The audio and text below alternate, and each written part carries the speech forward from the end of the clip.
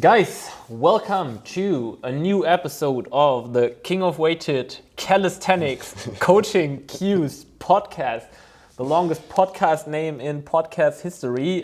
Today with not a Q&A, it's actually a topic episode, and we want to talk about weighted belts and just covering how you should position the belt if you buy a belt, what you need to take care of, how you position the weight on the belt, and just whatever comes out of our conversation today. And let's maybe start with if you are buying a belt, what do you need to consider when you go for one? All right. First of all, I definitely want to consider the size of the belt, simply because people have different hip widths, and some belts might be too short and they can't properly bring them over their hips and can't close them properly, so they have to keep them open. So the size would be definitely the first thing. They're rather too long than too short, because too long has no big disadvantages, whereas too short has a lot of them. So rather have a one that is too long versus too short. Then I would definitely look at the chain length, since this is also a very important factor. I think we will get a little bit deeper into that in a second. And then the load capacity. The load capacity, of course, and how the chain gets attached onto the belt. So if there is a carabiner on it, or 3 or 2, 1, that maybe makes a difference as well. And so I think that basically covers the most important things you need to look for when buying a belt. Maybe also, that's not true for everyone, that's like more a personal thing, is the kind of fabric. Like and most of the clients we work with, and also what we like, we sell belts. We will cover that in a minute. Like, we have one that we offer.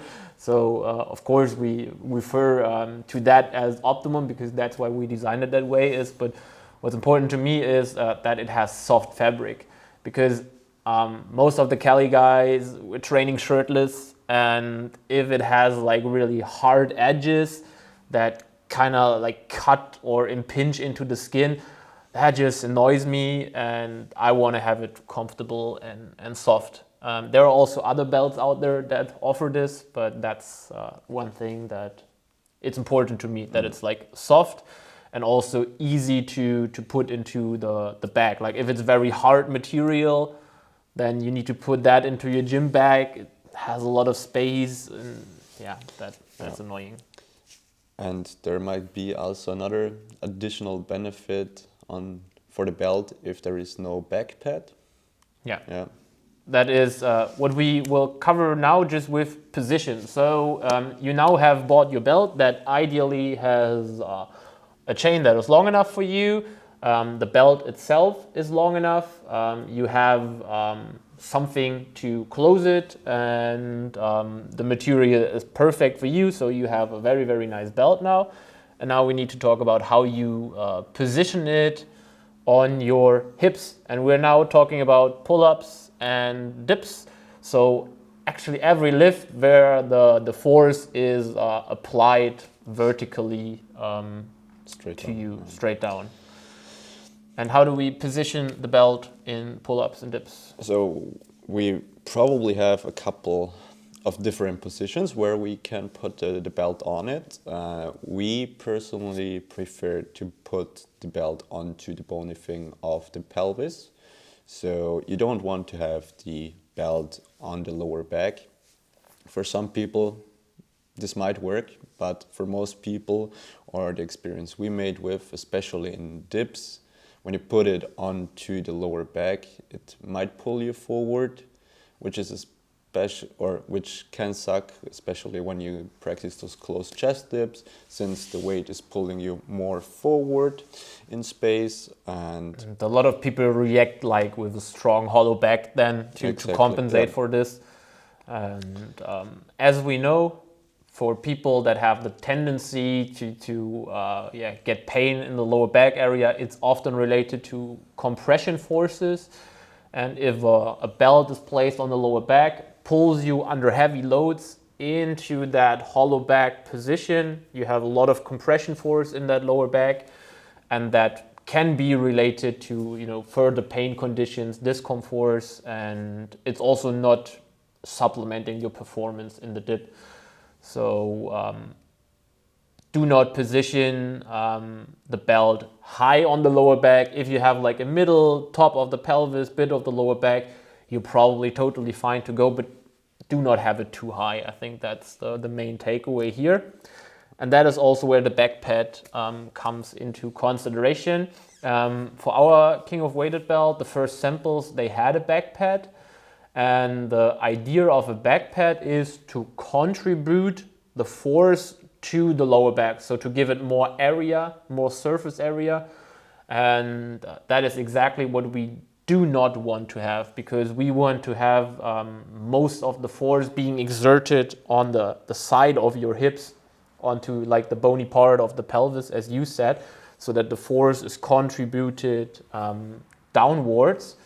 And therefore our belt has no back pad, because we don't want to have the force on, or the load on the lower back. So if you ever had the chance to test a belt without a back pad, you will probably also experience this as a bit more comfortable. Difference is not huge, but it's at least for, we tested it like with 5 to 10 athletes, if I remember correctly, and we had all the same opinion that it felt a bit more comfortable, especially on higher loads without the back pad. Then next point, like we actually wrote down notes this time, is belt open versus belt close when we talk about position. So probably the biggest difference here is the allocation of the weight that then happens. So if the weight belt is open, it might not be as safe on your hips, because it might fall down with the weight on it, because there is nothing which holds the belt onto your hips.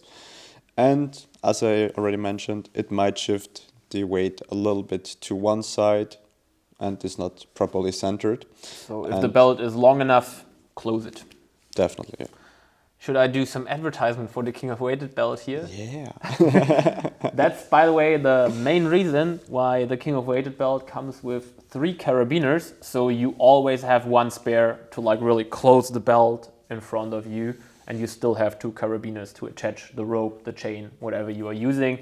So 3 carabiners, usually game changer for most of the athletes who haven't had this in before.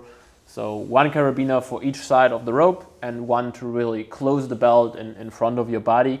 It's a whole new game of stability. If you worked with open belts before, you will love it. You will freaking love it. Totally agree with that. Yeah.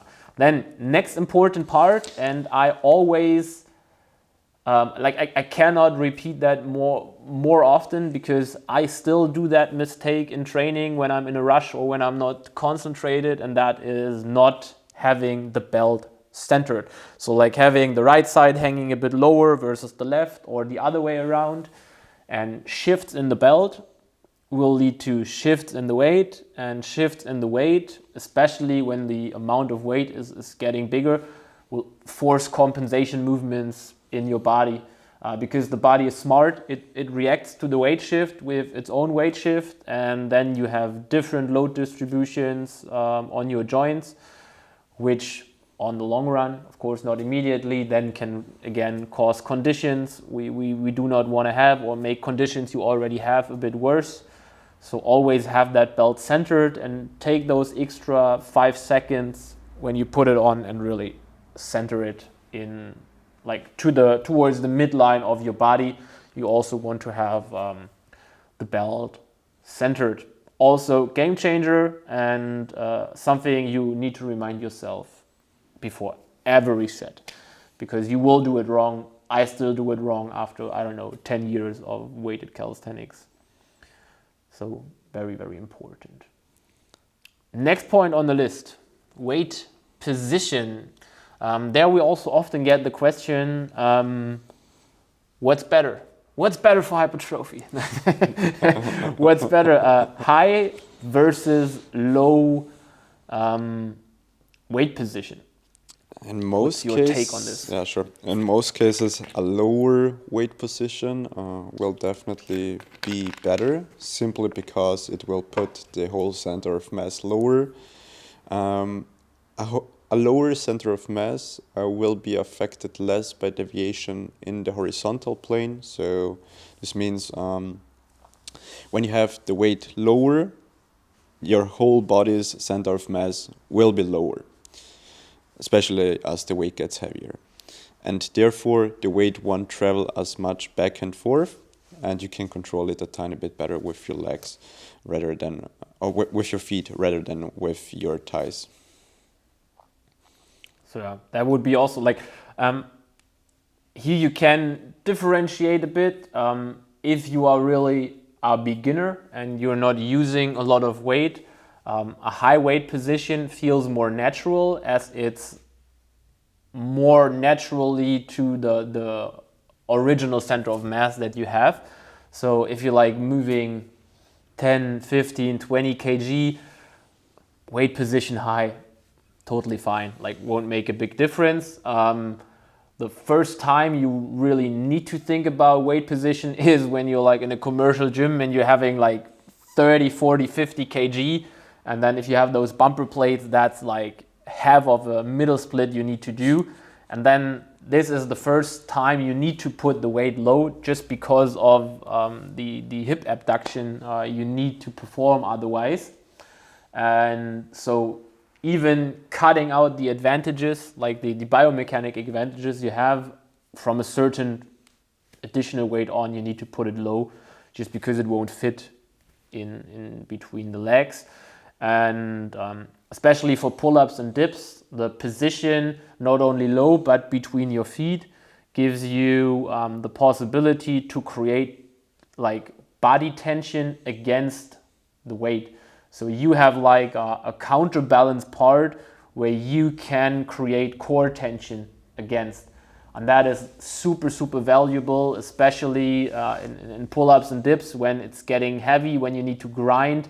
The body tries to find compensation strategies to arch the back and all other compensations that are out there. And if you have like something to really control yourself against, that is very, very helpful. And that is what the weight can do, only if it hangs low enough so that you can really stabilize yourself against it. That is what I find very, very beneficial. The biggest disadvantage of the low weight position is if you're having like sets with more repetitions, as you have a longer pendulum and it's less likely to swing, but the moment it starts swinging, you're fucked. Because then it has more power when it swings, so it's harder to get it to swing, but the moment it starts swinging, your set is fucked.